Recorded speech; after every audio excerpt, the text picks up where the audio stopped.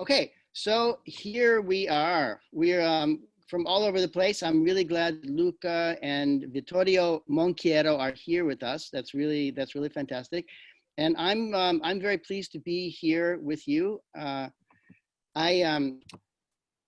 I don't know. I don't need to say too much about myself, but I worked as a freelance wine journalist. I wrote a couple books about wine. I lived in the village of Castione full time for about 12 years. That's where I met Vittorio and Daniela, and also Luca and Stefano, but they were very young way back then. I moved there in 2003. Worked a lot in the area, and it's a place that I feel very close to in my heart. But right now, we're going to be talking about Monchiero, which I've known them as soon as I moved there. We're good friends. I managed the Cantina Comunale in Castelnuovo for about 5 years. And the beginning of that time, Vittorio was the president.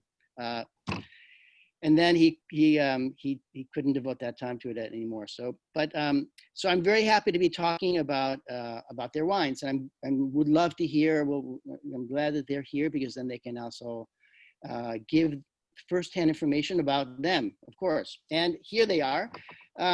This is, Monchiero is a family enterprise, and in a very traditional sort of sense. But first, I want to give a little bit of background. I'm sure many of you probably know about this, but where is the Langhe? Where is Piemonte? It's way up in northwestern Italy. Just to the north of that is Switzerland, and France is just to the west. It's one of Italy's few landlocked regions. Very close to the coast. It borders Liguria and the French Riviera. But it is, you get a little bit of the Mediterranean influence, but it is landlocked, unlike most of the other regions. And this is what it looks like. You see the Alps to the north and west. They turn into the Maritime Alps and then go around to the Apennines. What we're going to be looking at is a part of Piemonte that is really the province of Cuneo. And right there is the town of Alba. You can see on the topographical map that it's in the hills. And then there's a kind of a large valley, which is a lot of that is made up of the Po River Valley.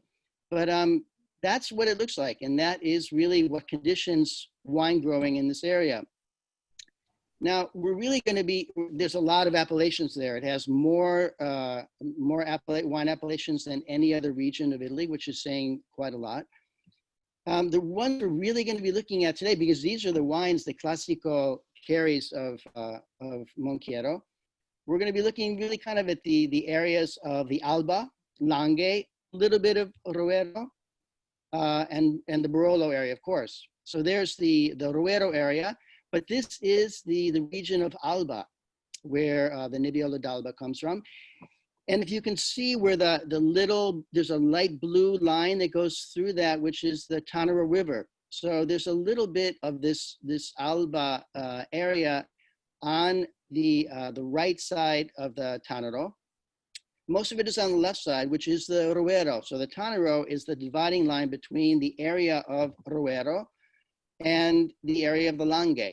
In fact, people in the Langhe call Roero l'altro Tanaro because it's on the other side of the Tanaro from the important region, the Langhe. And then there's another. So this is very interesting to look at. Pretty much this whole area is the Langhe, is a viticultural appellation. So it's all the green. And then if you see the blue areas, there's a green outline going around it, which is also the Langhe. So quite a large area.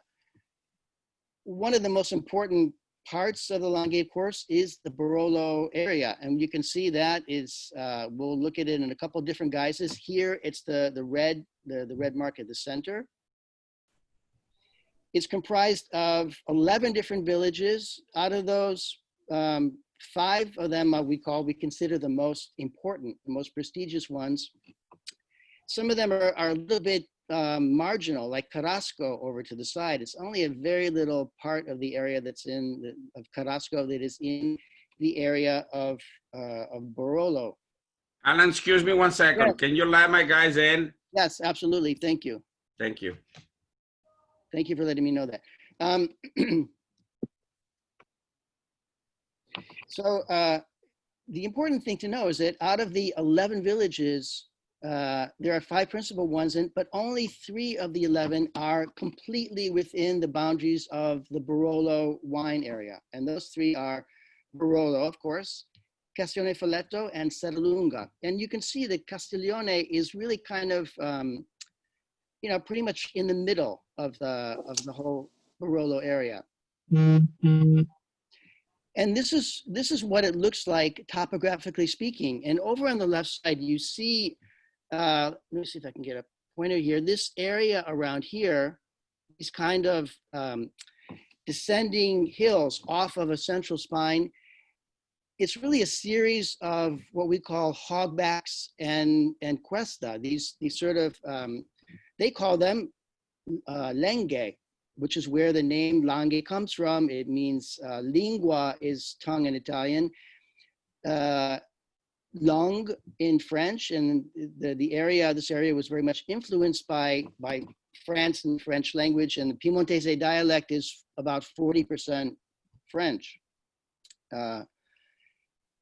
And so you see that there's a central spine going up from what's essentially the point of that triangle there. And this is really the Alba Monforte Road. And you have these configurations of these sort of spits of earth going down. They start at the center of the spine and they go down in both directions. So this is really the heart of the Langhe area. And just to kind of see that it fits very well over the one map over the other, but this is Castiglione Folletto in the center, and then there is the town of Barolo, and down here is Monforte d'Alba. And out of this area here, geology is very important because it really makes a big impact on the wines that are produced here. And there's basically 2 different geologic ages that contributed to create this particular area. And there's sort of, this is not a straight line, obviously, but this is kind of how it breaks down between the Tortonian geologic age on the western side and the Serravaglian on the eastern side. In Italy, some people use a term called Helvetiano or Helvetian, but it doesn't, in geological world, it doesn't really exist anymore. They kind of rearrange the time frame. And these two areas are very different, but there's a lot of mix and match between them. It's not, you can look at this area, it's not like many other areas. Many people can compare in some ways Barolo and the Langhe area to Burgundy because it's very fractured in terms of its vineyard. But if you think about it, Burgundy is, you know, basically one hillside. Here, there's a multitude of different ones. So you have these 2 basic geologic ages, and they do make a big difference, but it's not always black and white. Alan, sorry again, but you got one more waiting. Thank you, Dario. We want to get everybody in here. So this is, you know, as I mentioned, the area here is a mosaic, a jumble of different vineyard sites, and which the Piemontese called cru, a French term. It's not really used in a French way.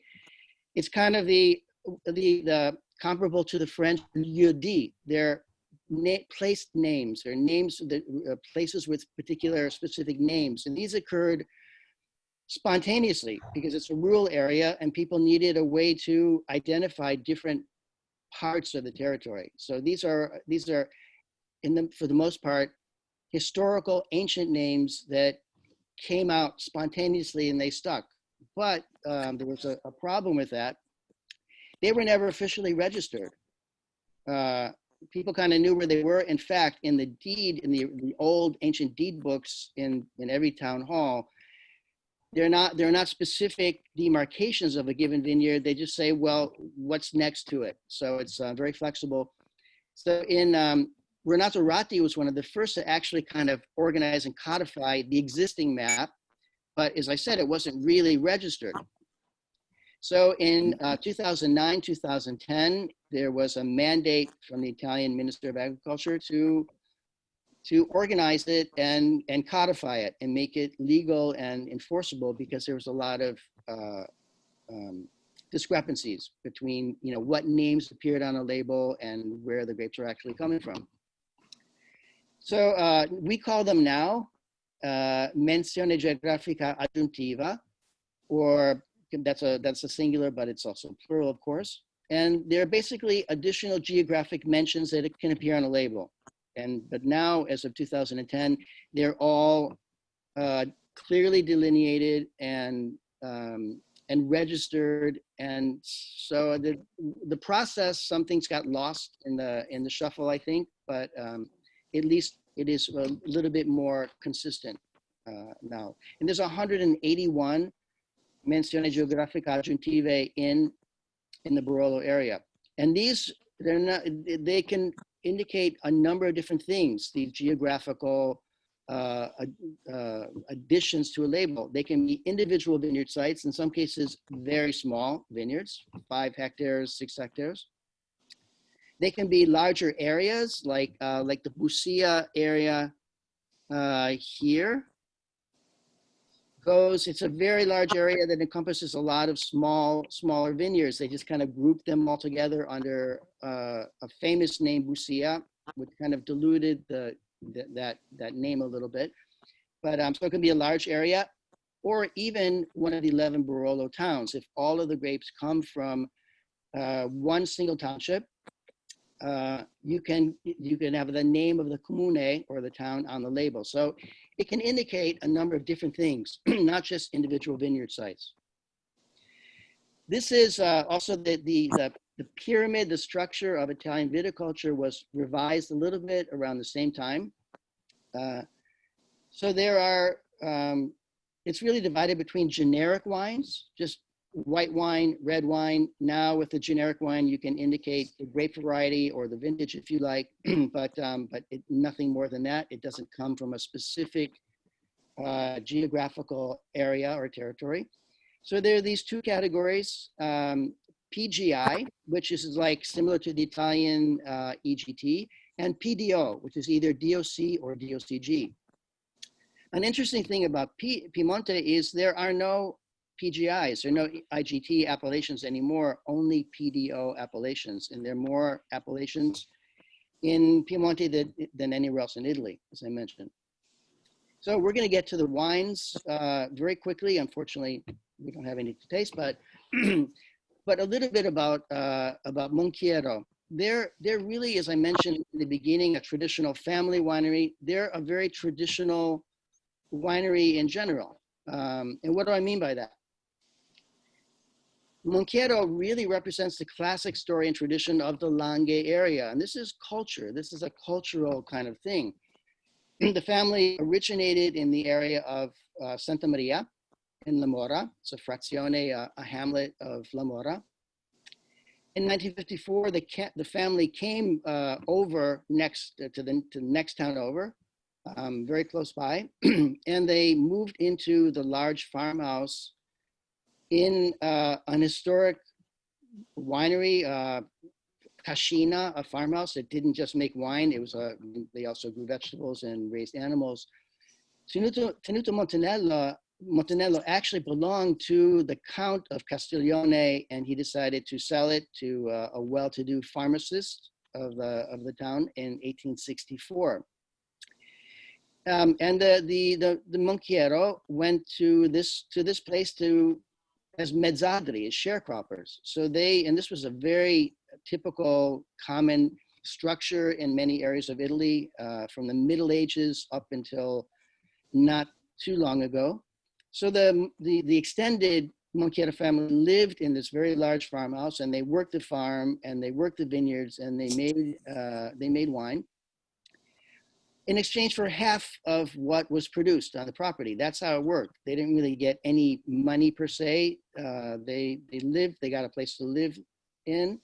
They're large families. In this case, there were 2 brothers with both of their families. And they got half of what they produced there. And this is where Vittorio was born, in Montanello in 1966. Around this time, the Mezzadria system, this is kind of, post World War II by 10 or 15 years. The economy has been bouncing back after the Second World War. And it was decided that the Mezzadria system was going to be phased out. So first, they prohibited in the early 1960s, they prohibited any new agreements of Mezzadria. And then it was finally abolished in 1982. The brothers, the two Monchiero brothers, Remo and Maggiorino, started bottling their own wine around 1972. And then they constructed a new house and winery in the later 1970s. It was a process, so it took a little while. Let's see if there's anyone else in there. Okay, I think we're all good. So now Vittorio was Maggiorino's son.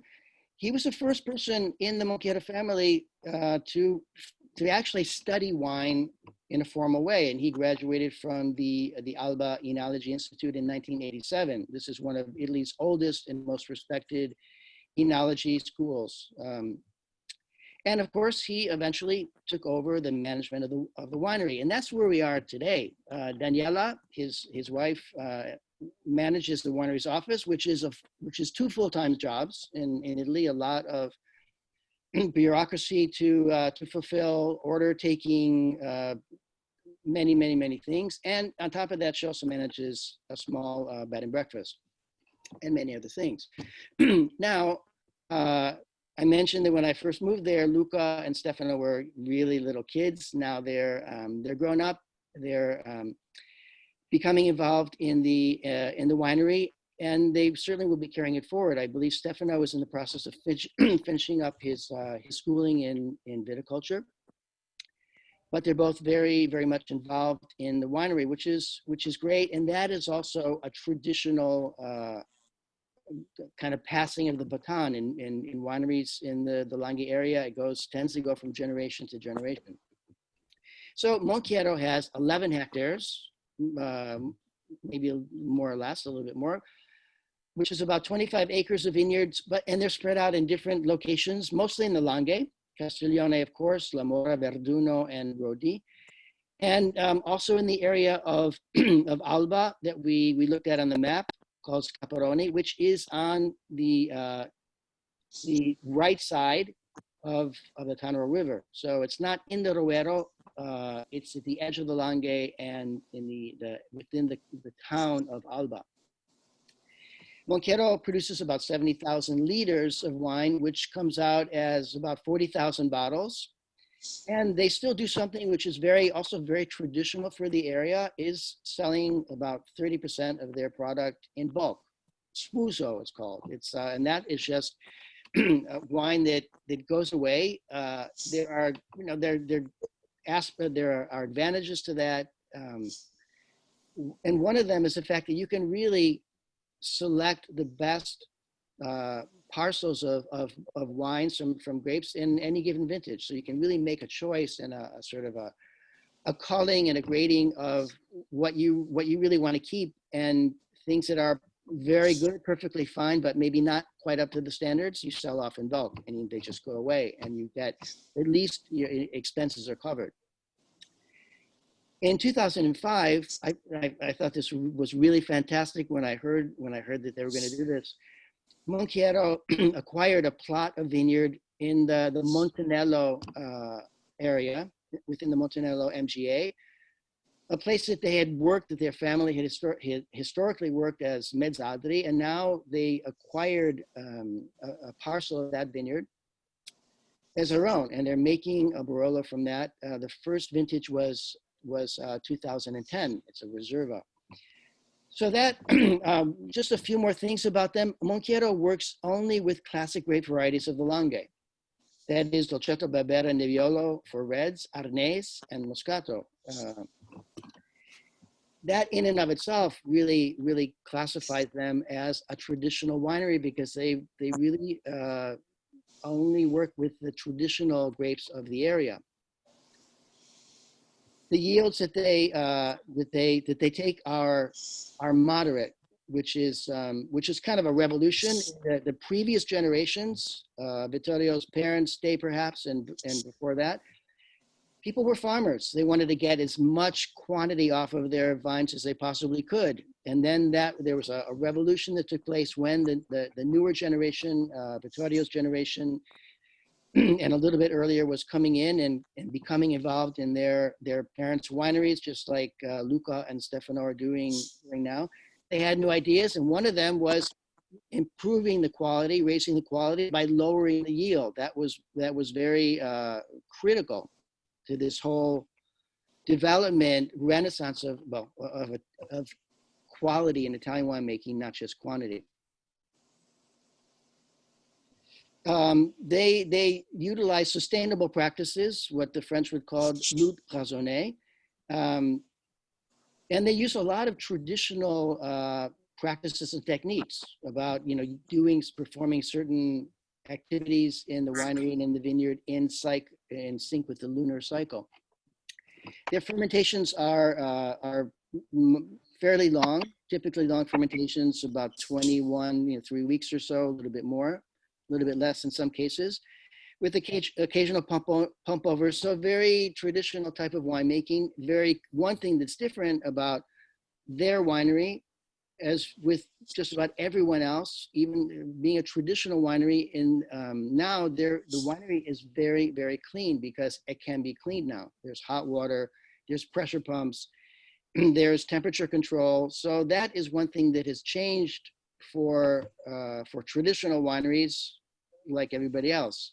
They can keep, now they're able to keep the winery very clean and sanitary, which is extremely important, of course. So, I mean, at the end of the day, Monchiero wines offer a very clear representation of each grape variety they work with, each of the different growing areas, and they reflect each growing season. It's not sort of a continuity. Every year is different, and every wine that comes from each vintage is different in some way, even though the philosophy and the practices are the same. And all of this, comes at a very reasonable price, which I'm sure that you know of, working with other wines from the same area. So let's go into talking about the three wines and that the Classico carries. There's actually four. One of them is, I think there's a Reserva of Roque and a regular version. So the Nebbiolo d'Alba, and we will have Luca and excuse me, Vittorio comment on this too, but this is where it is. So it's really right on the border of the Ruero, just on the western side of the Tanaro River. And this was a parcel that was inherited from the family in around 2000. And actually this little town, it's not a town, it's a hamlet, Ciocchini. It's the actual place within the Santa Maria area where the Monchiero family came from. And I'm sure that there's still many members of the family who are still there. Here, the soil is very different than the Langhe, even though it's not very far away. In fact, you can see Gallo d'Alba on the map there. Fontana Freda is right there, very close. Rodi, which is one of the Barolo villages. So it's very close, but the soil is extremely, I don't want to say completely, but very, very different. There's a high proportion of sand there and a lot of alluvial deposits because of the proximity to the Tanaro River. And in some cases, you could say that this area kind of combines characteristics of both the Barolo area and the Ruero. And how does it come across in the wine? They tend to be very fresh and elegant and a lot of aroma, not quite as necessarily as structured as others, but very elegant, very fresh wines. And now this is where I would like Luca and Vittorio to comment on on this because it's very interesting. Of course, Monchiero also produces a Langhe Nebbiolo, same grape variety, two different appellations, but more importantly, from two different places. So what is the difference between them? So the biggest difference is on the soil, of course.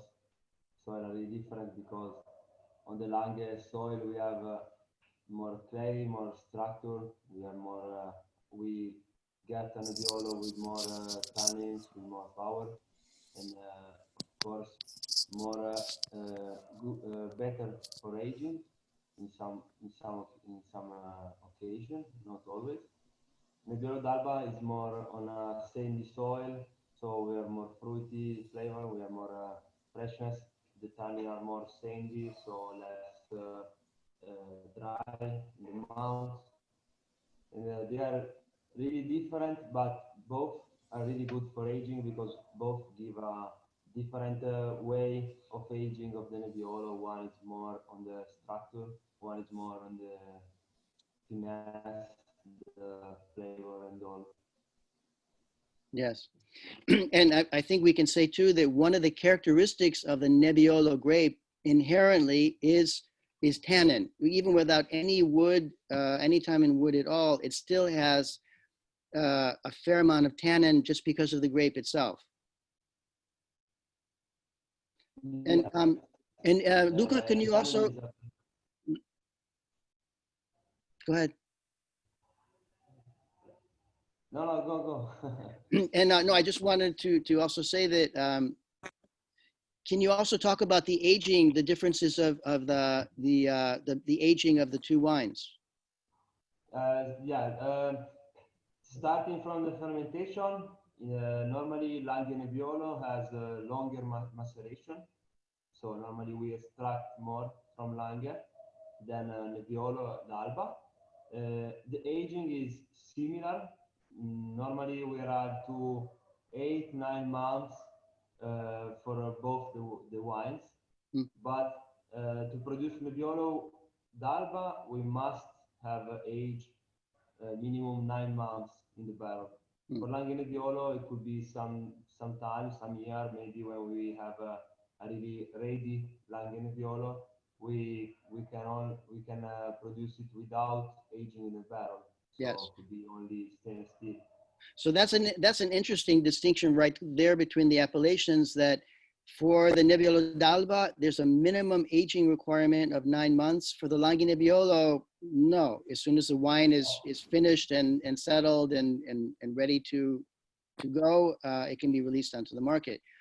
And there's also something very interesting too. A distinction is that the Langhe Nebbiolo, it's a very big area, Langhe, of course, but the producers who are in the area of Barolo, when they make a Langhe Nebbiolo, they're usually making a selection of Nebbiolo grapes to be used for the Langhe instead of for their Barolo, for maybe a number of different reasons. It could be younger vines that aren't quite, they're ready to produce wine, but not quite of the caliber that a grower would like for their Barolo.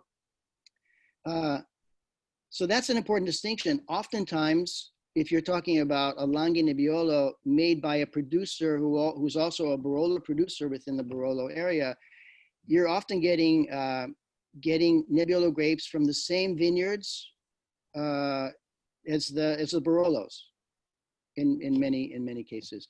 There might be some vineyards within the Barolo area where you can grow Nebbiolo for Langhe, but not for Barolo, like on a north-facing slope, for example. But for the most part, for producers of Barolo, the Langhe Nebbiolo is like a Rosso di Montalcino for Barolo producers. It's sort of a younger brother, younger sibling of the Barolo in many ways, which I think is interesting. Sorry, Alan, can you get my guy in, back in? Of course, thank you. Justin is back, okay. Yeah. And then there's one other comparison that I think is very interesting and very worthwhile. From the area of Scaparone or Scaparoni, Monchiero also makes a Barbera d'Alba Superiore. So here, to me, the very interesting question to look at is, so before with the Nebbiolo, we had two different versions of the same grape variety from two different places. Here we have two different grape varieties from the same place. So for me, the question is, what, obviously Nebbiolo and Barbera are very different grape varieties. They have different characteristics and personalities. But what Luca or Vittorio, what would you say are the common threads, the common characteristics between the Nebbiolo d'Alba from Scaparoni and the Barbera d'Alba Superiore from the same area?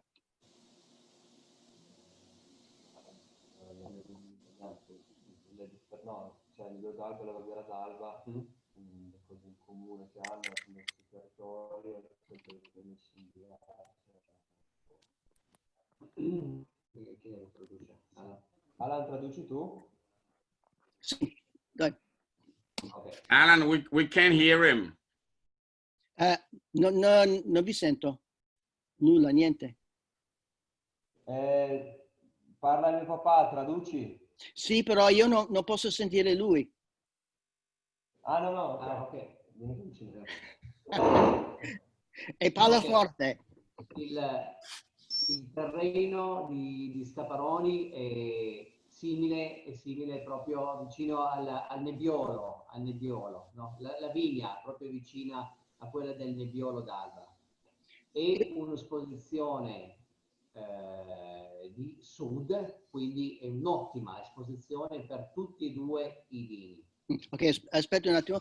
So Vittorio is saying that for the Nebbiolo d'Alba, it's in a part of Scaparone that is very close to the Barolo area itself. So the soil there is very similar to the soil of Barolo.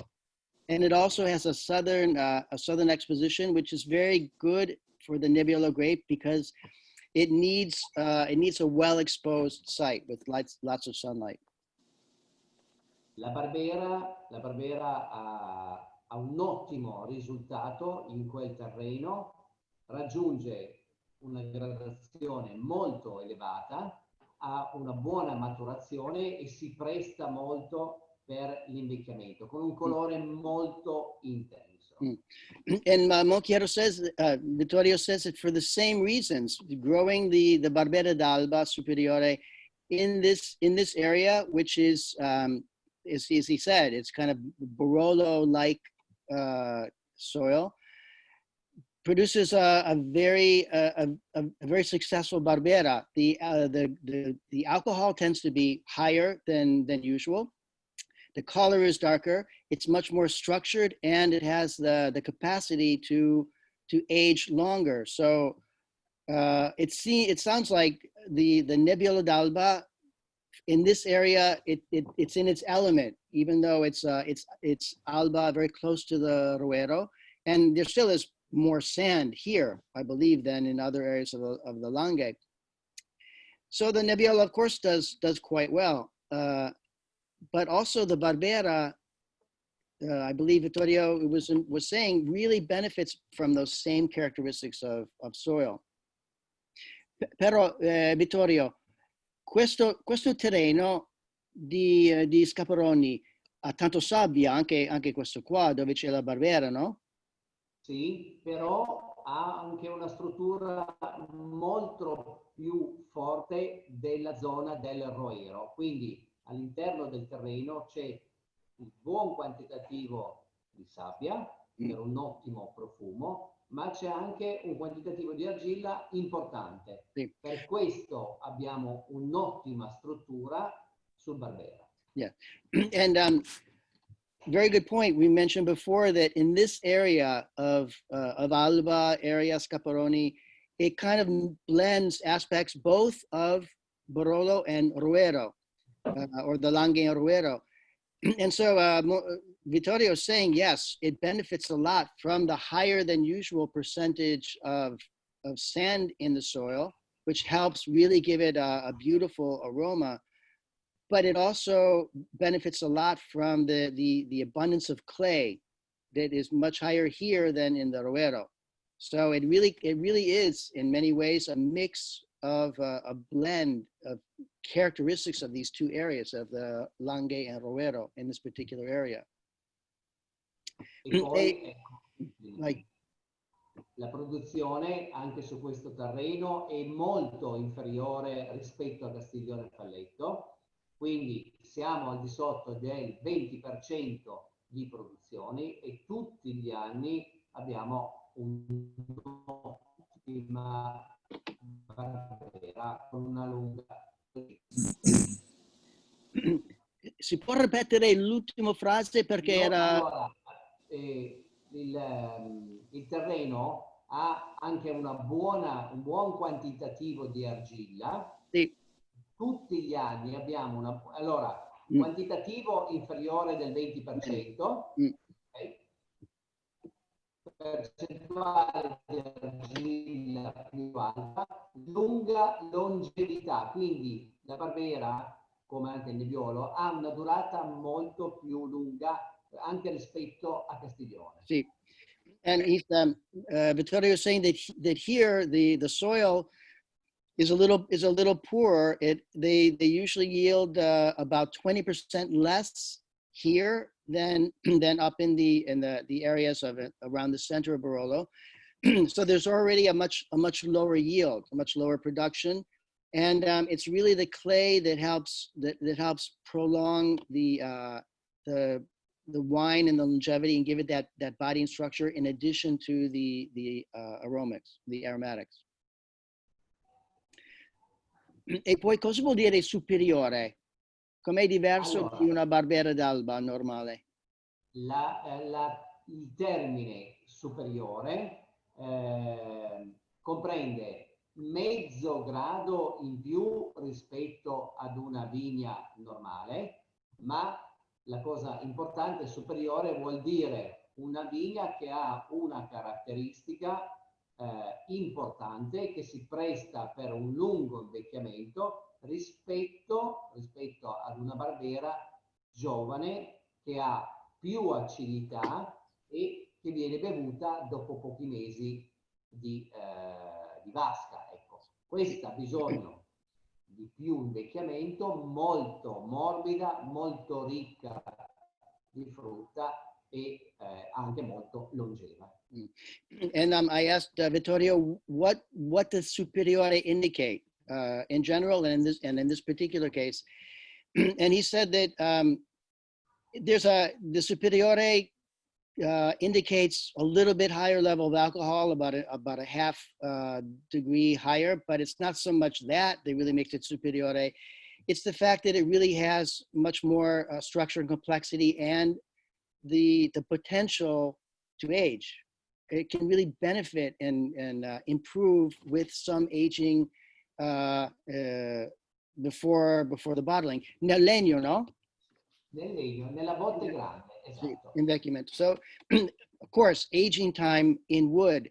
And I had it on the slide. I didn't actually mention it, but one of the other things that really classifies Monchiero as a traditional winery is the fact that for maturing the wines, they only use large cask, botte, in some cases of Slavonian oak, sometimes very large.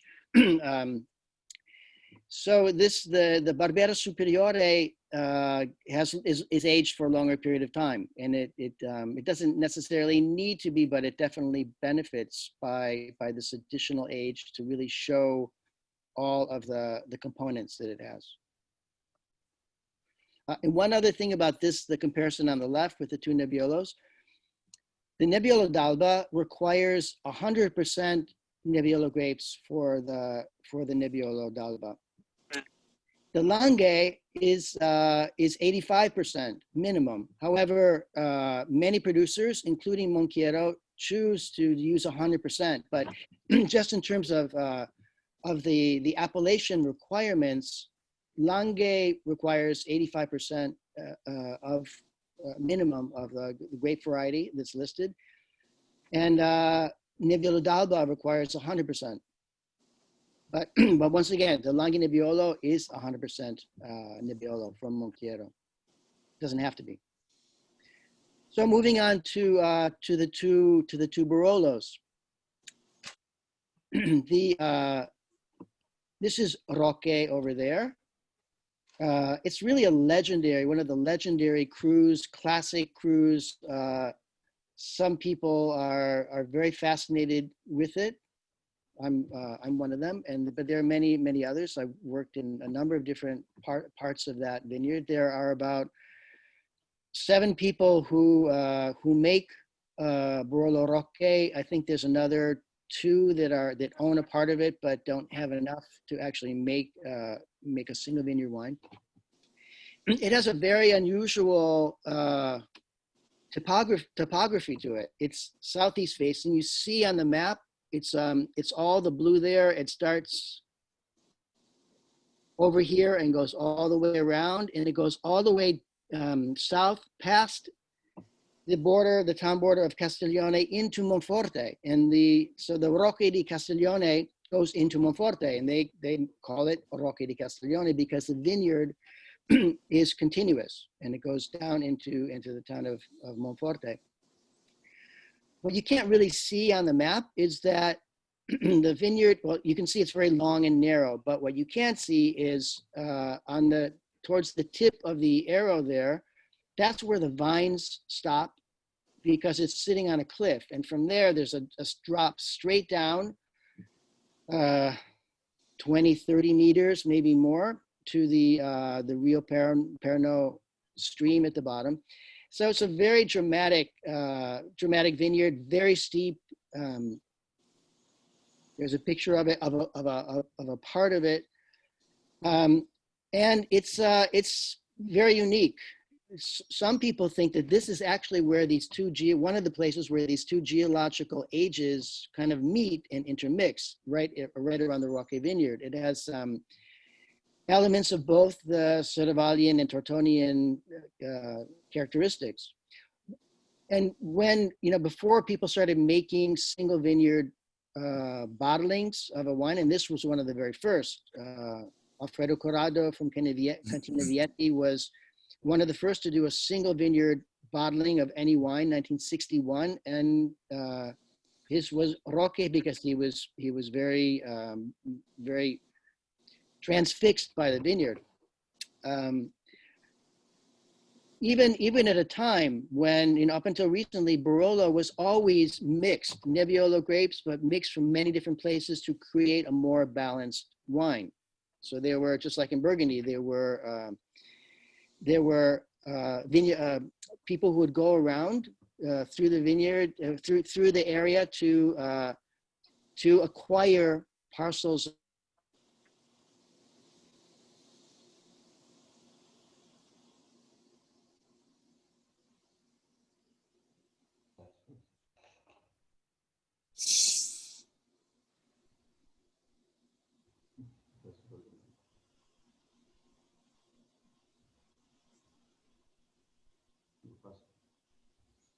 Looks like we lost Alan, but it should be back.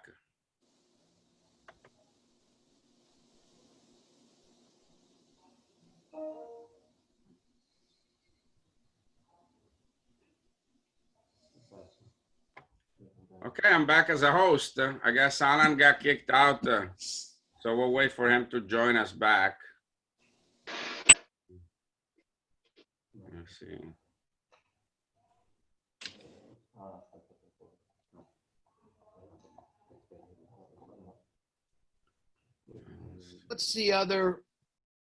What's the other variety that you can blend in the Nebbiolo?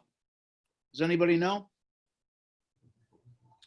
You're talking about what it says 85% and the other one? 85% Nebbiolo, and what's the other variety that they blend in the Longue Nebbiolo? Vittorio, Luca? Yes. Normally is Barbera. Or Barbera? Maybe sometimes Dolcetto, but normally Barbera. Usually it's Barbera. Yes. Okay, thank you. Thank you. What, since they were waiting for Alan, does anybody have a question for Luca and Vittorio? And hopefully Alan will join back in. Anybody? I have a question. We hear about the 7 hills of Barolo. Do we know where they are on that map you had? Sorry? Chiedeva le 7 colline di Barolo. Sappiamo dove sono nella mappa che avevamo visto. 7 colline. The first map that Alan showed us. Non ti sento Luca, ti sento male. La prima mappa che ha fatto vedere Alan. Ce l'ha lui. Sì. Sì. Ci sono le 7 colline, però Luca was trying to explain on the first map that Alan had, but Alan is the one that has it. So I don't know what happened, but he got kicked out or something. So the hills, there is the hills of Castiglione, Falletto, hills Okay. of Monforte. Scusa, Castiglione Falletto? Hills, Monforte Hills. Monforte, La Morra Hills. La Morra, Barolo. No, perché Barolo è giù. Che Serralunga. Serralunga Hills. Serralunga. E la collina più alta è Diano. Diano.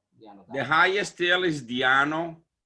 Yes, and Novello. Novello. Ecco. Novello is the other one. Yes. Sì. Did anybody wrote it down? Because I didn't. So let me get back. So Serralunga, Serralunga. Castiglione, Monforte. Monforte, La La Morra, Yes. Novello, Novello. Diano. Diano sono 6. Me ne manca una. Manca, allora, la parte più alta potrebbe essere Verduno. Barolo. Verduno. Barolo è una collina? Barolo in basso. In basso. Ah, in basso, ok. Quindi Però potrebbe Castiglione, Serralunga, Monforte, La Morra, Novello, Diano, me ne manca una. Quindi Verduno. Verduno. Verduno è più alto di Rodi, sì, perché ecco, quindi è Verduno. Verduno. Ok, everybody else got it? Any Yes. questions? Because I wrote it down so I can repeat it. No, we're Thank good? you. Perfetto. Thank you. Of Now, course. is Monchiero represented on any of those hills? E Monchiero dove è rappresentato? È rappresentato a Castiglione. A Castiglione. A Castiglione. E anche poi un, E poi un piccolo cru alla Morra. Dove? Alla Morra un piccolo cru, però... So Castiglione mainly, and then they have a small crew in La Morra. So after the explanation of Alan regarding the 2 different Nebbiolo, now I understand why you don't make one single Nebbiolo.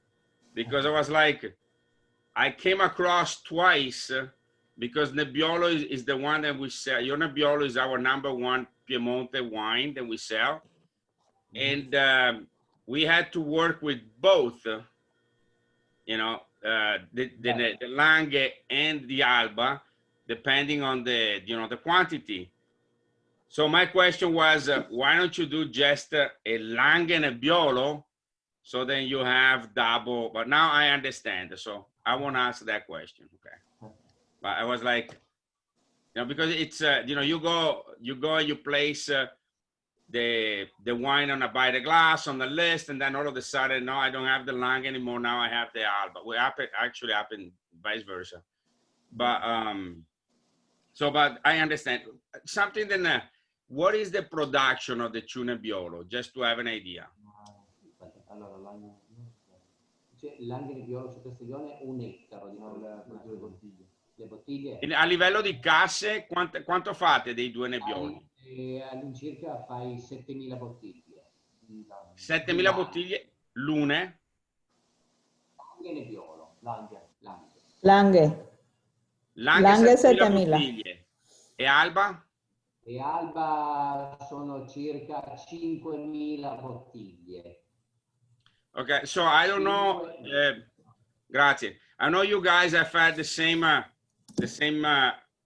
let's call it issue than we have when we start working with one Nebbiolo, and then we had to go to the other Nebbiolo because there was not enough cases. But Vittorio was just saying, and now I understand that, you know, for the Lange, there is only 7,000 bottles production, and for the Alba, there is only 5,000. So that makes sense. It's a very small production, you know, for such a great wine, because they're both amazing.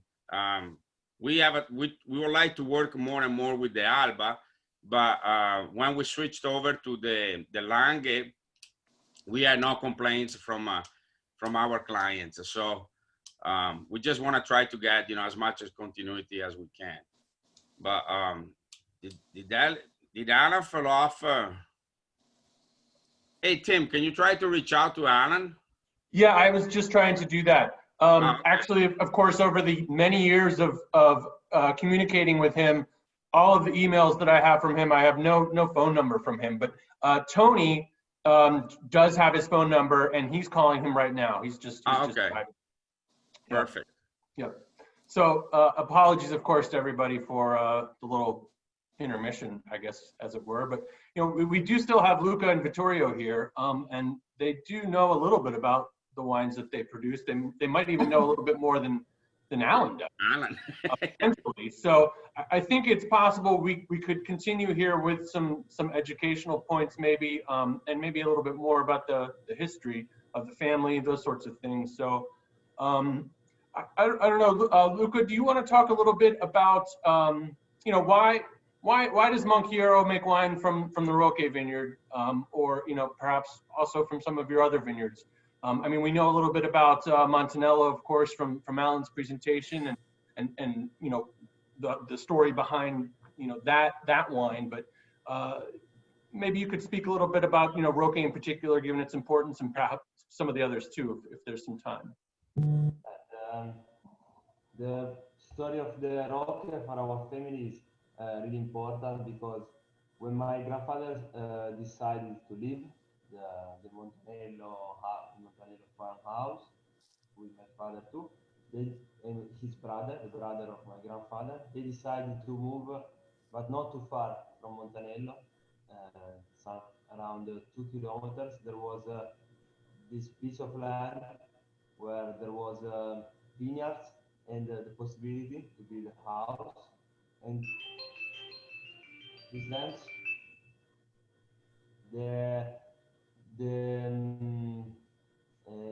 this area was the Roque, but in this period was not called the Roque, of course. It was only for some dialect way to say. This was called the Roque area, but there was no crew, not anything about this. The most of was Dolcetto vineyards in the past. So when they bought it, they decided to take out a part of the vineyard and build their own house. And they decided to build the house in the cellar there, and that's where we are today. So we are exactly inside the crew of Roque with our cellar, and we are surrounded by our vineyards. We have a vineyard on the left side of the house and the other one on the right side. And then we have the oldest vineyards and in the most prestigious area of Roque, which is around 200 meters from us. And we have to consider that those were areas really difficult to work in the past, because they were really steep and everything was done with the animals or with hand. So it was really difficult to work, and so there were really important area for wine, because the wine from there were always the best from the past, but they were really difficult and really not researched for the farmers. So they started really with a really little production, having of course problems, because it was really difficult until the tractors doesn't arrive. It was all with hands, the harvest, the basket from the bottom of the vineyard to the top was all with the hands. And so that's why Rocca is really considered important, because it's really has a lot of story inside this vineyard for Castiglione in general, not only for our family. Thanks, Luca. That's all pretty interesting stuff. Maybe also you might be able to pick off a little bit where Alan left off relative to he was talking about the different geological ages that seem to kind of meet there in Roque. And I don't know if you want to try and speak a little bit about that aspect and how that affects the soil structures. And then potentially maybe talk a little bit about where your vines are in the vineyard relative to those soils, and how does this affect the wine's longevity, its aromas, its perfumes, all of those different kind of things that we kind of. Yeah, there's, the particularity of Roque is the fact that there is a real melting pot of different soil, because we have these high hills which practically on a side fell down. So if we are at the bottom of the rock, we can see the different period, different vintages, the different soil. We can see the sea shell. We can see many things. And what makes the biggest difference is the fact that the most of the soil of Roque is clay from Castiglione, similar to other area in Castiglione, but there is a vein exactly in the middle of the vineyard who cuts all the vineyards, which is a sandy vein.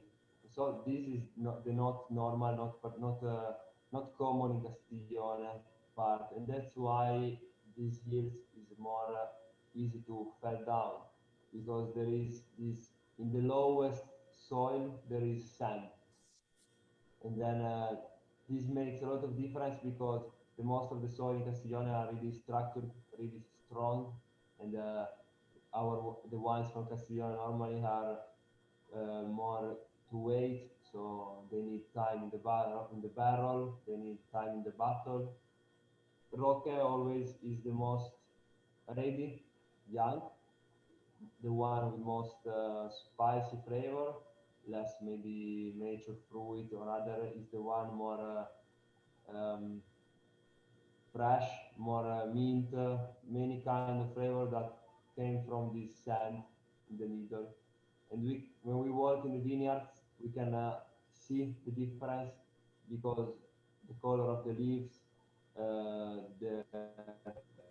because of the production, the clay production, where we have the clay, the production is lowest, and then in the middle of the vineyards, we have biggest production, because there is more water, more sand.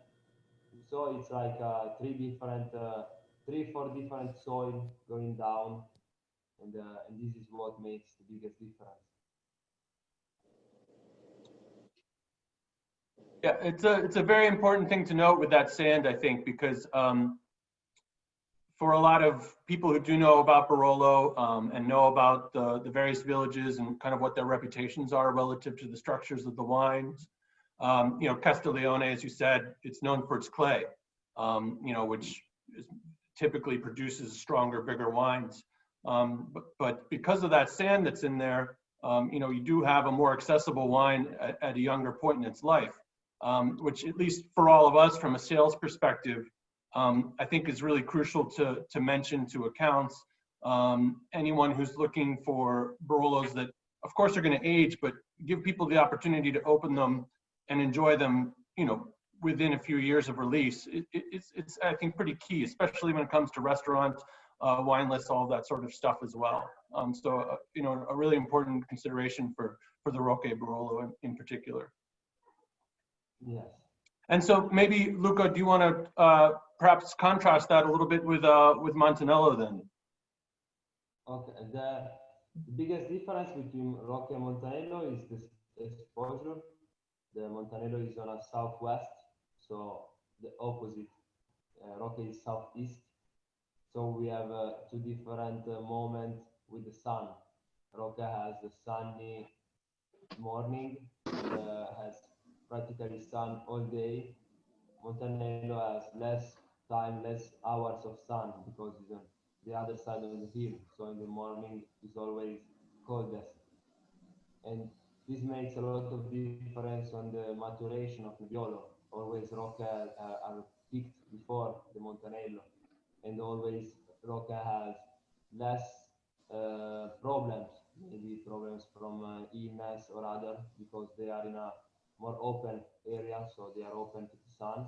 Montanello is more closed. There are some wood, there are some more humidity, and so what we have is a Barolo that normally is more traditional and more closed when it's young. That gives more powerful, more structure after 5-6 years in battle.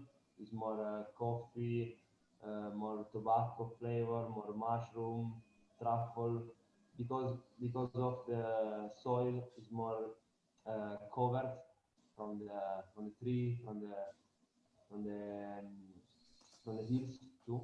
And another biggest difference is that this Montanello is, we can say, more flat than Rocca, so more different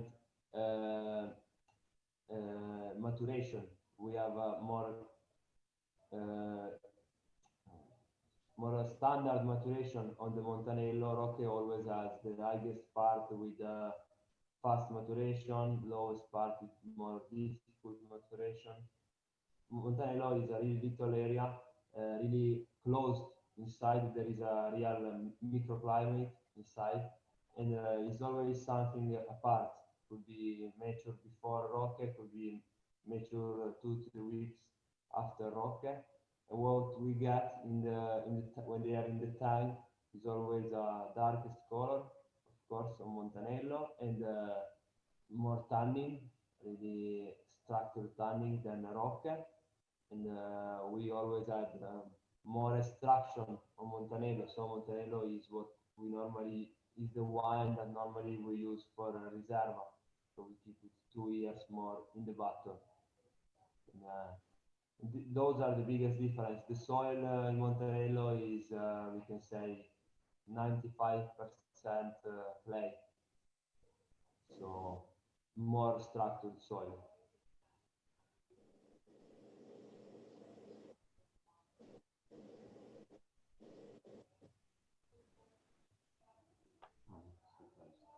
Guys, anybody has a question? Yeah, I do. Hi, Dario. Hi, Hello. Luca and Vittorio. I know this is kind of a standard question these days, but a lot of the wineries we work with talk to us about how climate change has changed their practices in the field and their harvesting dates. Do you notice accelerated maturation time? Do you have to make any changes with what you're doing in the vineyard to account for that? Or how are things changing for you? Or are you close enough to the Alps and the Mediterranean that kind of acts like a buffer? What we notice. Luca, Luca, scusa, parla più vicino perché non ti sento, io personalmente. What we noticed is the biggest difference is not, we can say, on the maturation. Maturation are similar, a little earlier, but not too much. What is really different is the extreme atmosphere change. Dario, he's in the rating room right now. I just let him in. All right. Oh my good. Okay. Alan is back. Okay. Oh, yeah. Well, everybody, I am so sorry about that. Just one of those things. Dario, if you can. I'll make you host. All right. More host. Yes. Okay, you should be on. All right.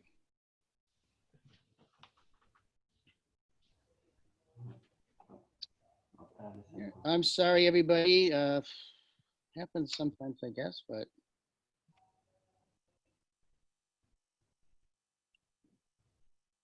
Okay, we're going to take a rapid run through everything we've done so far up to.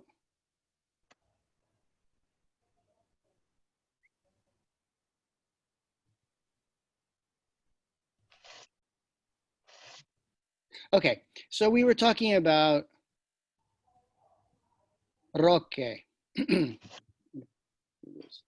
Okay, so here we are, a very extraordinary vineyard in a lot of ways. That's part of what it looks like, and there's another part. Monchiero actually has two pieces of the rock, so to speak, and this was this property. I don't know whether it was both at the same time, but at least one of the first Roque property was acquired in the 1970s. On top of this, so I said it's a cliff. It's a very shallow soil. There's some sand there. There's some marl, especially some St. Agatha blue marl in some places. The soil is very shallow. Once you get through the soil, you're in the rock. So the vines go through the thin layer of topsoil, and then have to go down into cracks in the cliff itself. The other, one of the other Barolo vineyards that Monchiero has is, as we mentioned, Montanello, acquired in 2005, first release in 2010. So this is completely different. It's on the on the other side of the road, the other side of the spine. Unlike, absolutely, completely opposite of Roque, it faces southwest. It gets a very intense late afternoon sun. There's an expansive gradient here, going down from fairly high down, kind of sloping down in different directions like a fan. The soil here is very compact. There's a lot of clay, marl, and limestone. And what happens? I mean, the wines from Montanello are big, intense, full-bodied, structured, with long aging potential, and they really need a fair amount of time just to come around and really show what they have. And you know, what I was saying before was in Roque, when before people started making single vineyard Barolos, what was always highly appreciated about Roque was the perfume, the aromatics of it. And people paid a top price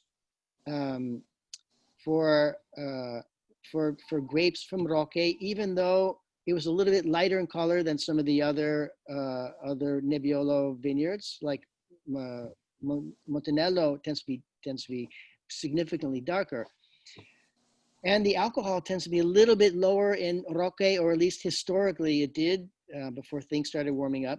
But people still paid a high price for its finesse and aroma. So here you have this is what the parcel looks like. Here you have two very different vineyard settings, same grape variety, very close proximity, but they create wines that are quite different. Oh, looks like we're still recording. That's fantastic. So, and now what I would really like to do is do what we did before with the other wines, is really have Luca and Vittorio compare these two wines. Stylistically, I assume that their techniques of working in the vineyard and in the winery are quite similar. So what you're really getting are two very different wines that are two different expressions of two very different terroirs. So Luca, what would you say? How would you really kind of distinguish or characterize the two different Barolos? Yeah, the biggest difference, I say before, when you were not on the webinar, and is the different exposition, because the exposition of the Rocca is completely open to the sun, it's completely open to the wind, it's completely more so there is more windy, there is more less problem of illness and all. Montanello is more, as I was saying, more a microclimate. Montanello is a single vineyard, so it's 2,000 meters and stop, and is surrounded by a wood. So we have more shadow, we have more, the soil is more covered. And from the start, we have more mushroom, for example, in the Montanello vineyards. It's always common to find it. And what we can find in the wines when we taste it is the fact that Montanello is always more to wait, is always more to age, needs always a little bit more in the bottle, has a lot of third aroma. Rocche always is more, as we were saying before, more open, is more approachable, and is always more fruity, more spicy flavor, but never some strong or cover flavor. There are many little things inside the Rocche. Montanello is always more, we used to say, more traditional Barolo. So it's always more a Barolo to eat with the meat, to a Barolo maybe to buy older and to age, of course, in bottle. And another biggest difference is the fact that the sun on the Rocche comes in the morning and practically remains all day. So in summer we have sun from the 6 o'clock to 9:30, 10 o'clock in the evening. Montanello is more cover, and normally we have sun only around 10, 10:30 in the morning, because there are the woods, there are of course more, is more flat, and is on the other side, so is on the southwest. And this is really important because this makes a lot of difference on how we work. On Rocche, we practically don't touch the leaves. Practically, we never take out leaves from the grapes. Normally, in this area, it's common to cut the leaves who cover the grapes. In the Rocche, we don't. In the Montanello is the opposite, so we do, because we need to take the less sun that we have on the grapes. And I know that you make, for the Rocche, you make a regular Barolo that requires 3 years, about 3 years of aging minimum. For Montanello, and you also make a Riserva in some years for the Rocche. In Montanello, you tend to make more Riserva. Is that true, or is it also based on the different years? No, normally we try to make always Riserva, the Montanello, because we believe that Montanello needs more time in the bottle, always, every year. But of course, we had some vintage where we decided to produce it without Riserva, because when we produce a Riserva, we want to have a minimum of quality. So if we don't recognize this kind of quality, we produce it young, and we produce a good Barolo young, of course, but not for Riserva, so not for longer aging. Mm-hmm. Good. Just one other comparison that I wanted to make. We talked about the differences between Nebbiolo d'Alba, Langhe Nebbiolo. Just one other thing that I think is interesting is Monchiero makes a third type of Nebbiolo aside from Barolo, which is a Rosato, which I think is very interesting. And I wonder if you could once again, just like we compared the common elements of Nebbiolo d'Alba and Langhe Nebbiolo, even though they come from very different places, they're different wines, but they have the Nebbiolo character in common. Here with the Rosato, it's another expression of Nebbiolo, besides Barolo, of course. But what do you think about that, and where exactly do the grapes for the Rosato come from? So the Rosato normally comes from the the Langhe Nebbiolo vineyards in Castiglione, which is called Vignola, and that's the name of the wine, of the rosé too. Normally we use exactly this grape because it's a north-facing vineyards. Mm-hmm. So is the one where the maturation could take longer time.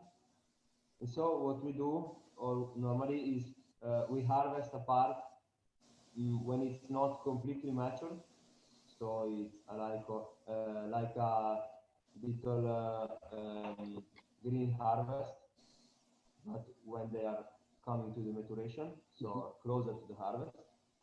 And with this green harvest, we press the Nebbiolo, so we do any maceration, or we do a really short maceration, maximum 8 hours. And then we practically do the same fermentation of the white wines. What we try to have from when we produce the rosato is the flavor, the freshness, and all the herbaceousness and all this part of the Nebbiolo flavor. What we don't want is the tannin. So that's why we don't do maceration. Mm-hmm. Great. And once again, I think the rosato is a very interesting expression of Nebbiolo grape from the soil, the territory of Barolo. And for quite a while, no one really wanted to do it, but now there are a number of producers that are making a rosato version, either still, some people are even doing a sparkling version as well. So that's pretty much what we wanted to cover. I wonder whether people have any questions that we haven't covered. Now, and I know that Classico has a tremendous portfolio of Piemontese wines, especially from the Langhe area. So if there are any kind of questions or comparisons you might want to make between other types of wines from the Langhe that you're carrying, that would be interesting to discuss too. Different vineyard sites for some of the Barolos. I know from Cordero de Montezemolo, there's Monfoletto, great vineyard in La Nunziata. Barolo Enrico VI, which is really part of Villero in Castiglione. They gave it a different name, but so there's, and each one of these vineyards has its own characteristics. The wine that comes from the Nebbiolo grapes from these places is a little bit different. It's interesting often to compare what those differences are. So any questions, we'd be happy to field them. Yeah, Alan. Like for example, Monchiero for us is our let's call it a house Piemonte winery, but followed by like you just mentioned, by Cordero di Montezemolo. So what would you say the two, let's call it the two entry level Barolos, how would they compare? Because one is Monfalletto vineyard, right? For Cordero. So what would you think? How would you describe the difference between those two? I think there are a couple major distinctions, I would say. One is, and Luca has been referring to this all along, is where they come from. Each vineyard site has its own characteristics. There are about 7 producers in Roque that make a single vineyard Barolo from Roque, and each one of them has their own winemaking style, but they all have a common thread, which comes from the vineyard itself. So if you compare Monfoletto, that is an east-facing vineyard on clear Tortonian soil. Maybe more in common in some ways with Roque because of the exposition. There's some similarities there, but the soil in Monfoletto is a little bit deeper. it has more clay than Roque, which has a very shallow soil. So those are, you know, those are big distinctions, but they do have the finesse and the kind of aromatic delicacy. I think Monfoletto has a little bit more structure and umph to it. But then you also have winemaking practices, and I believe that that Alberto and Giovanni, his father, Codera and Montezemolo, tend to use a smaller barrel to age the wines. I don't know if they've changed that, but so that really gives the wines a different character. And it's hard to say exactly what that is. Once upon a time, they were using a lot of new small barrels. Now that's probably changed a little bit. So tends to be a little bit more of that kind of toasty quality. I haven't tasted them that recently. Maybe they might have tuned their style a little bit. But so you also have Let me interrupt you 1 second. Can you get one of my guy back in? Yes, of course. Thank you. And then there's also Conterno Fantino that I think you work with, right? Correct. Yes. And they were one of the people who were really exploring the use of small barrels with new wood. Now many people have kind of toned that down a little bit. Yeah. But that makes a big difference too. And it's not necessarily a question of better or worse. It's just a question of a different style. Yeah, I agree with you, but I think that was a little bit of a phase.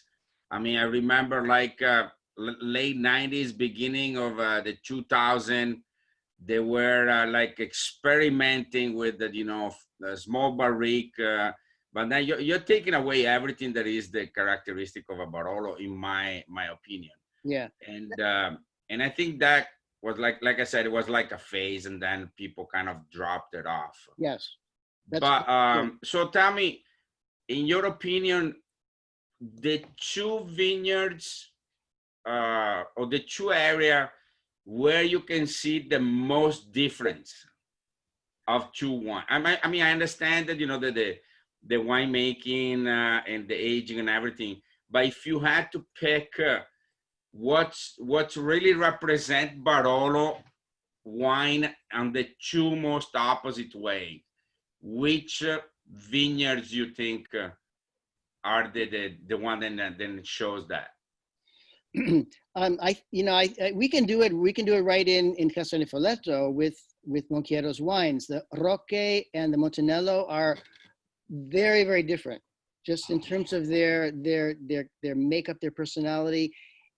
Even because of the factors that Luca mentioned, the soil is different, the exposition is different, the gradient is different, and it makes a very different wine. And you can, to me, Roque is more like one of the vineyards from the Barolo La Mora area, because it faces east.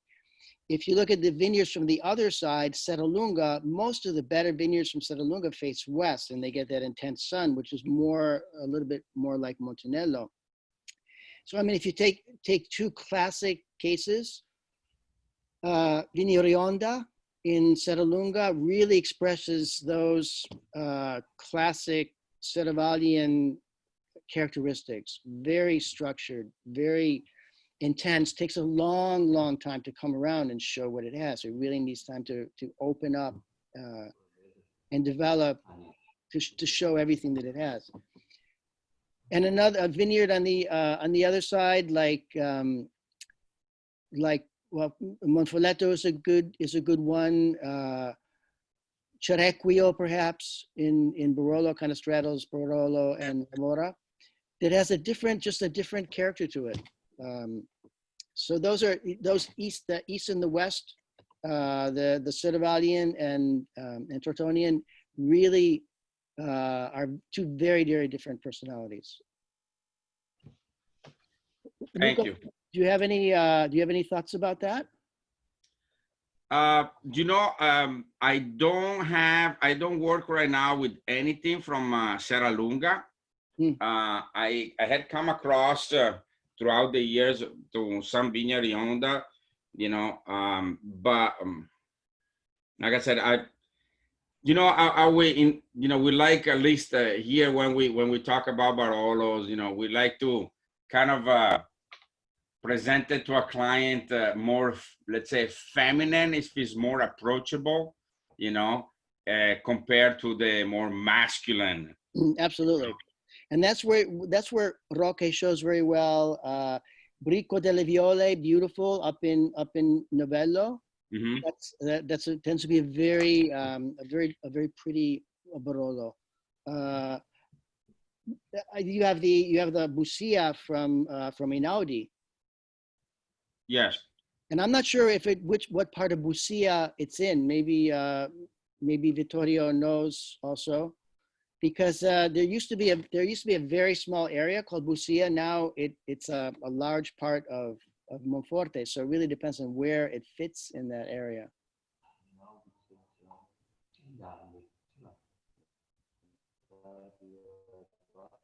Il Dardi è basso, dunque il Dardi rimane Dardi le Rose. rimane poco sopra il Dardi, ok? Sì. Quindi praticamente sei sopra Aldo Conterno, Sì. ma leggermente più in basso che guarda Barolo. E nella Busia soprana, ma la parte bassa. Ma la parte bassa che Sì. va verso la direzione di Barolo. Sì. We were just talking about the Einaudi Barolo Busia. It's from an area called Le Dardi Le Rose, which is also near Piampolvere. It's one of the classic parts of the Busia, but doesn't have quite the structure of Busia Soprana or Sotana, like where Mugne is, or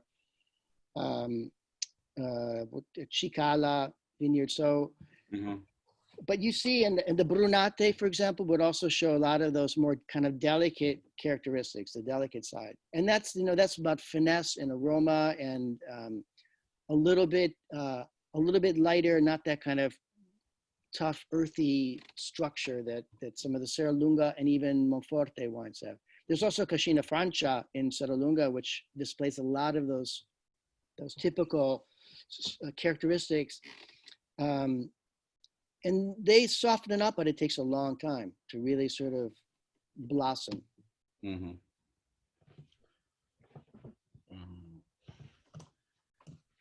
Classico guys, any question? Me. I have one question. Go ahead, Greg. What vintage is the Montanello in now? Are you talking to us, what we have in stock, or what What's current? Tony has, or what Monchiero has? What are they shipping? What's current? I know we worked with the 10 back when it was first released, and we're very successful with it. Well, we have 13. Okay. And I mean, I don't know, Luca, or actually Tim, what do you guys have in stock? We still have 13 Montanello in stock, the Reserva. Yeah. That's what we have right now. And Luca, is that the latest, or do you have other vintages? There's a 2015 Reserva, which is there's some 2015 Reserva left. Okay. About 50 cases. And will be only in January. I didn't hear you, Luca. The 2015 Reserva will be released only in January. Ah, okay. Now we have 2016, because we didn't do the Reserva, but only a little part, because the most will go in Reserva. Uh-huh. And 2014. Got it. So Reserva 16 will be released to 2022. Yes. 22. Right. Okay. Perfect. Okay. Guys, have any other question? Just an off-the-cuff kind of question, Dario. Considering and realizing all these wines are Nebbiolo based, what do the locals and what does the Monchiero family do? The dishes that they eat on a daily basis change with either the wines, or it's pretty much kind of too similar? What we do, no, I don't understand exactly. Lui ha chiesto, visto che voi avete tutti questi vini di Nebbiolo, da mangiare insieme a questi vini cosa si mangia? Here the most important table wine is the Dolcetto. Absolutely, because it's the one without tannin or with less tannin, so it's more easy for us to drink maybe at lunch and dinner. But in general, we don't drink too much as maybe it was 20 or 30 years old. We drink maybe 1 glasses, 2 glasses.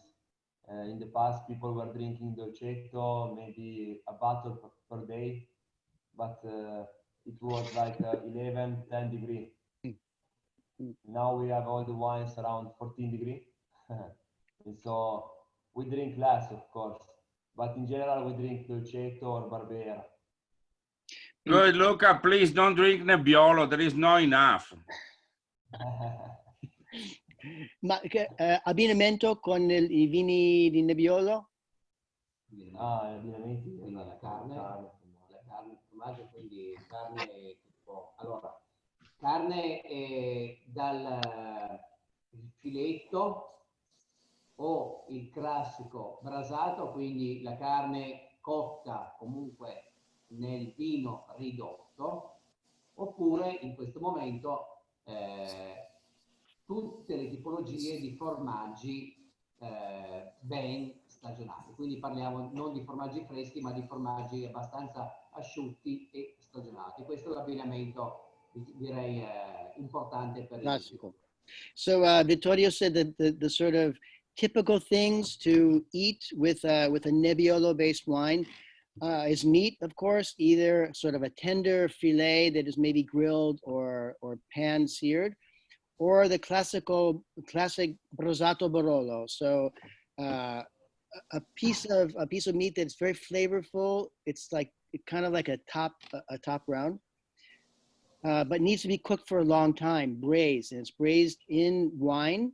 Usually the same wine you're going to be drinking along with it. So in this case, Nebbiolo, cooked and braised in Nebbiolo for a long time, so it gets very soft and tender.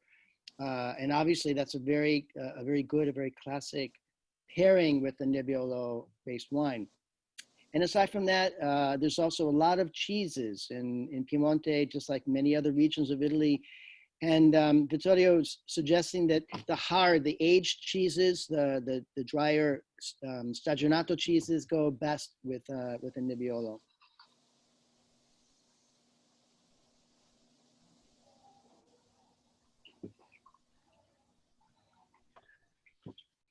Are there any other questions or comments or anything else that you would like to know about Monchiero wines?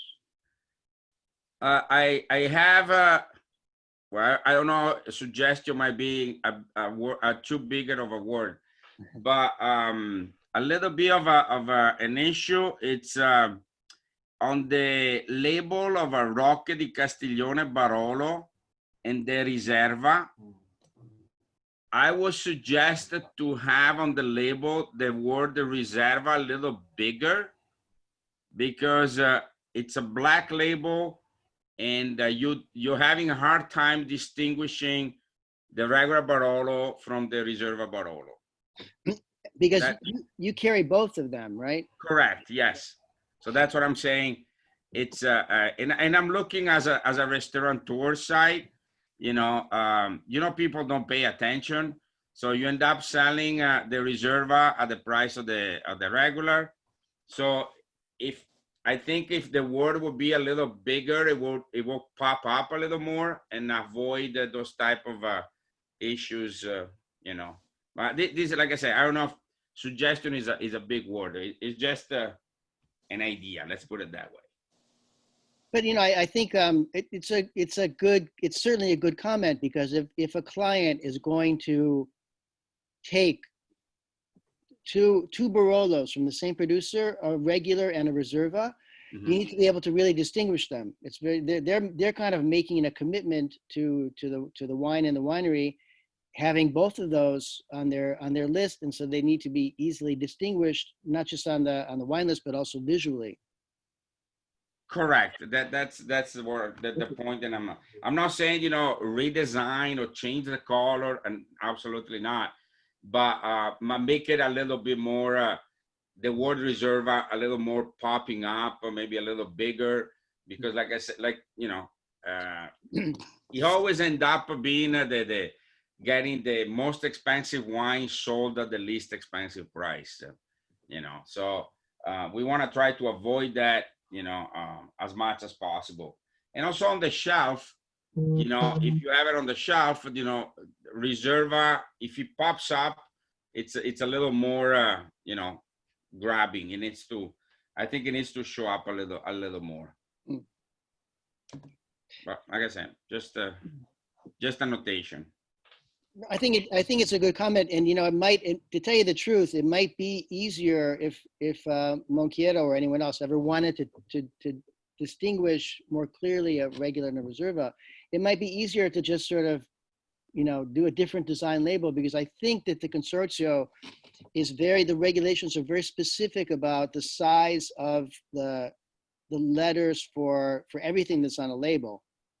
No, Luca, Vittorio.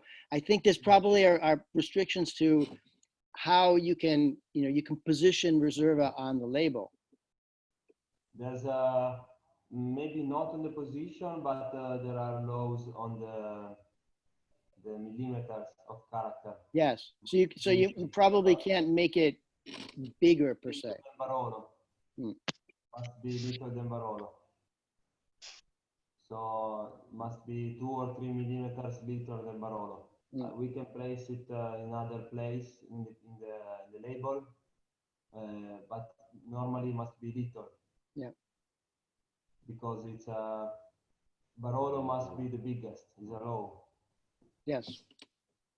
But I think Dario was just suggesting a way to kind of be able to really easily distinguish one of your regular Rocche Barolos from a Reserva, or same thing with Montanello, so you can really distinguish them very easily. No, yeah, he's right. With the new label, we started a new label in 2016. Now we will have a Reserva a little bigger, but of course the best way is to produce a label only for the Reserva. Of course, we produce little quantity, so it's increased too much the price of the label. Sure. Because we're talking about 2,000, 3,000 bottles. And I mean, Luca, I agree with that. That's what I said, just a suggestion. If the word Reserva can be a little bigger, the font a little bigger, it will pop up more. Like I say, like you said, it's a small production. You don't want to go into a new project of designing label, changing color, like that. No, but if on the printing, and that won't affect the vintage, because I think your vintage is in the back label. But no, normally no, but it's little. But with the new label, it's different. Okay. Yeah. Okay, like I said, it was just like, try to make a point, I don't know. No, yes, you're right. But I think Dario, I think that kind of information and feedback is very useful to producers, because the idea is to sell as much as you can and make it as easy as possible for the customer to sell the wine, and to have people, make sure you don't make mistakes like that, and have people know what they're getting. So that's I think it's a good information to have. Okay. Anybody else? Tim, you have any question? No, I don't have any questions. I'm glad that you care enough about the wines, Dario, to make these observations and share them. One last thing. I've been promising, I think for the past 3 years, Tony, then we are going to carry the Barbera also from Monchiero. And after the Alan description, I think we definitely going to do that. So when you have a chance, can you send us a sample so that I can taste it with the guys? Yeah, absolutely. That's no problem at all.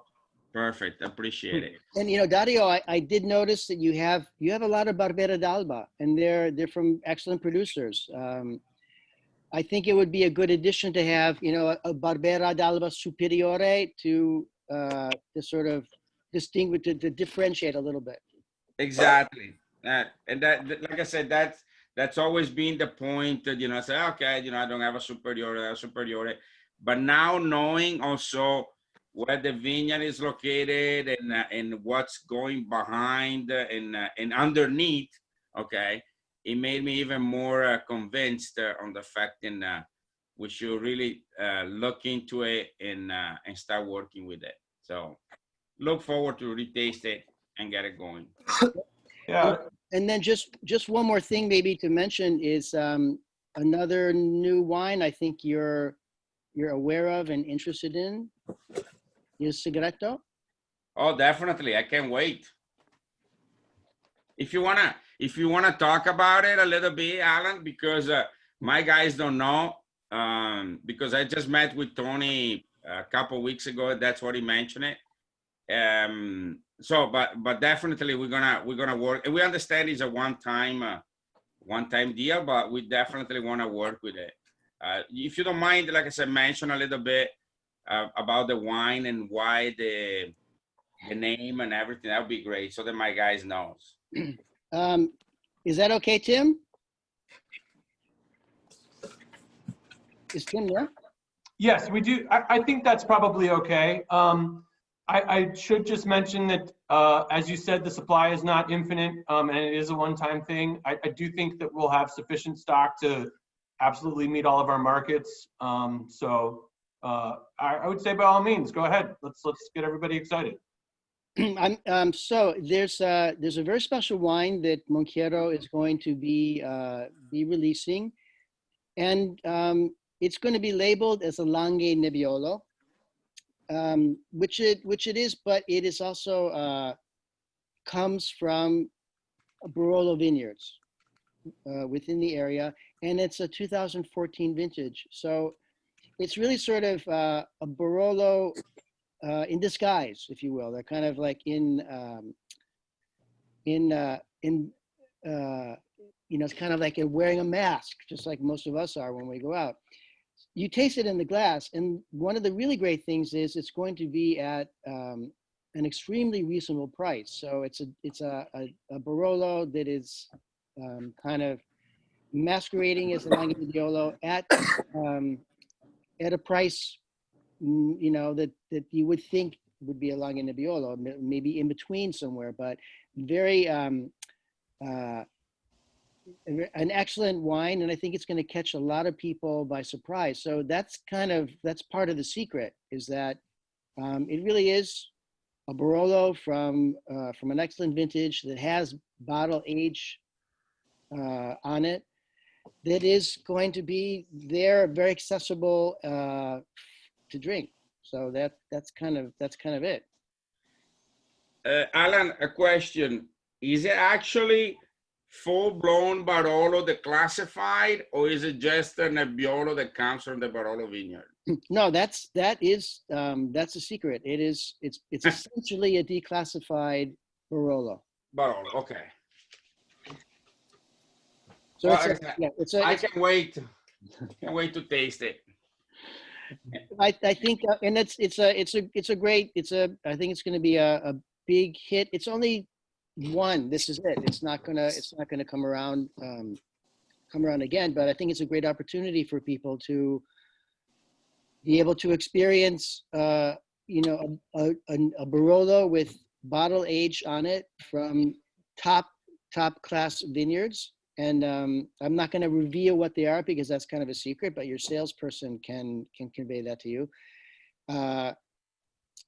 And so it's you know, it's fun. I think it's great. It's like you're sort of getting something that is unexpected and unanticipated there. So Classico guys, this wine won't be available until next year, okay? Tony decided to wait and bring it in, I think like after January. So we'll talk about it when it's gonna be available. It'll only get better anyway, no? Yeah, exactly. We're not in a hurry. Anybody else? Any other question? I mean, if we don't, I think we can let everybody go. I know in Italy it's getting late. It's 9 o'clock, sleep time. Well, actually, it's Friday. So Luca's probably waiting to get out so that he can go out and. Yeah, but I think that Luca and Vittorio have to have supper too. Yeah. Oh, that's minor detail. Okay. Thanks to both of you for being here. Sorry that there was a interruption in the middle, but it's really great to have you with us discussing your wines. Nothing can take the place of that. Thank you, Luca, and thank you, Vittorio. Grazie mille. Grazie mille. Saluti alla signora. Thank you. Thank you. Thank you. Thank you, guys. Nice to see you again, Luca. Hope you're doing well. Thanks, Alan. Thank you so much. Thanks Hey, Alan. Victoria, Luca. Alan, would you be able to send me the recording? Yes, of course. Fantastic. Great. Okay. Thank you very much. Bye-bye. Thanks, Dario. Bye. Thank you. Bye-bye. Bye. Thank you.